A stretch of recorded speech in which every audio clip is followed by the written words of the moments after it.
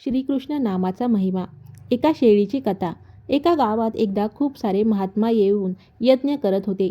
झाडाच्या पानावर चंदनाने श्रीकृष्ण नाव लिहून पूजा करत होते. ती जागा गावाबाहेर होती. तिथे एक माणूस रोज आपल्या शेळ्या मेंढ्या चरायला घेऊन यायचा. साधू हवन यज्ञ पूर्ण करून तिथून निघून गेले होते, पण ती पाने तिथेच पडून राहिली. त्याचवेळी गवत चरणाऱ्या शेळ्यांपैकी एका शेळीने ते कृष्ण नाम लिहिलेले पान खाल्ले.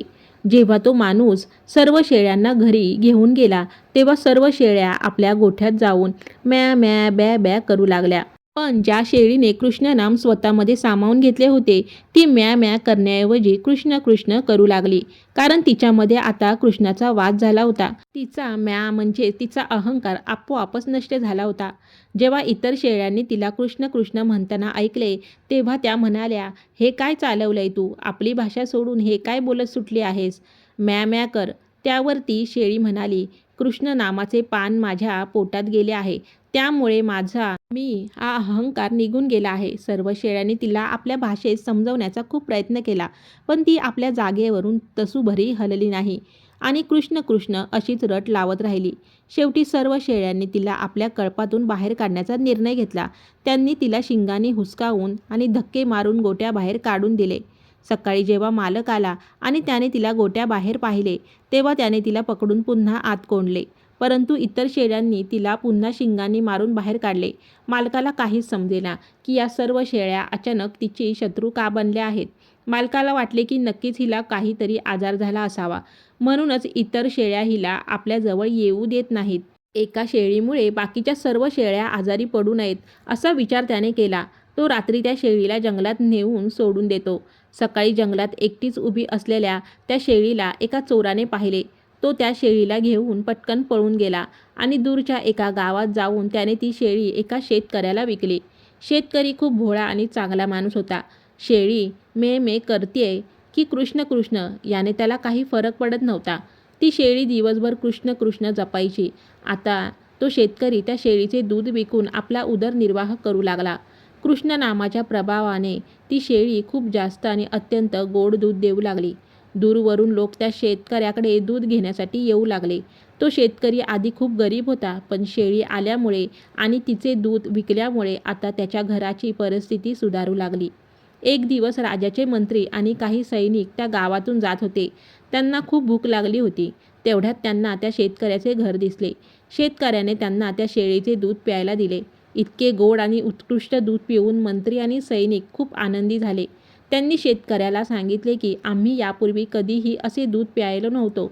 शेतकऱ्याने सांगितले, हे तर या शेळीचे दूध आहे, जी दिवसभर कृष्ण कृष्ण म्हणत असते. त्या शेळीला पाहून आणि तिचे कृष्ण नाम ऐकून मंत्री थक्क झाले. ते शेतकऱ्याचे आभार मानून परत नगरात राजवाड्यात गेले. त्याच दरम्यान राजमाता खूप आजारी होत्या. अनेक उपचारानंतरही त्या बऱ्या होत नव्हत्या. राजगुरूंनी सांगितले की माताजींचे बरे होणे कठीण आहे. आता केवळ भगवानच त्यांना वाचवू शकतात.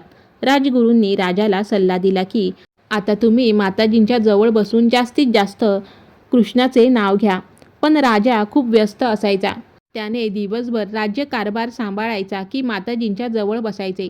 नगरात कोणाकडेही इतका वेळ नव्हता की राजमातांच्या जवळ बसून भगवंताचे नाव घेऊ शकेन.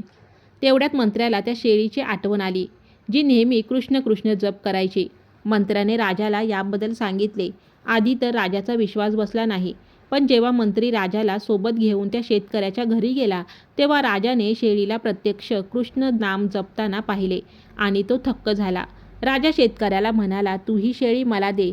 शेतकरी अत्यंत नम्रतेने हात जोडून म्हणाला, महाराज, हिच्यामुळेच माझ्या घरची परिस्थिती सुधारली आहे. जर मी ही तुम्हाला दिली तर मी पुन्हा उपाशी मरेन. राजा म्हणाला, तू काळजी करू नकोस. मी तुला इतके धन देईन की तुझी गरिबी कायमची दूर होईल. आता शेतकऱ्याने आनंदाने ती शेळी राजाला दिली. आता ती शेळी राजवाड्यात राजमातांच्या जवळ बसून निरंतर कृष्ण कृष्ण असा जप करू लागली. कृष्ण नाम कानावर पडल्यामुळे आणि शेळीचे गोड व शुद्ध दूध प्यायल्यामुळे राजमातांच्या प्रकृतीत सुधारणा होऊ लागली आणि हळूहळू त्या पूर्णपणे बऱ्या झाल्या. आता ती शेळी राजवाड्यात राजाच्या जवळच राहू लागली. तिच्या संगतीमुळे संपूर्ण राजवाडा कृष्ण कृष्ण जप करू लागला. आता संपूर्ण राजवाड्यात आणि पूर्ण नगरात कृष्णमय वातावरण निर्माण झाले होते. एक शेळी जी केवळ एक प्राणी आहे, ती कृष्ण नामाच्या प्रभावाने थेट राजवाड्यात पोहोचली आणि तिचा म्हणजे अहंकार संपला. तर मग आपण माणसे निरंतर कृष्णाचा जप करून या भावसागरातून पार होणार नाही का? आपण सर्वांनी आपल्या आराध्य देवाच्या चरणी शरण गेले पाहिजे. मित्रांनो, तुम्हाला ही छोटी आध्यात्मिक कथा आवडली असेल तर कथेला नक्की लाईक, शेअर आणि चॅनल सबस्क्राईब करायला विसरू नका. तसेच कमेंट करून रामकृष्ण हरी लिहायला देखील विसरू नका. धन्यवाद. रामकृष्ण हरी.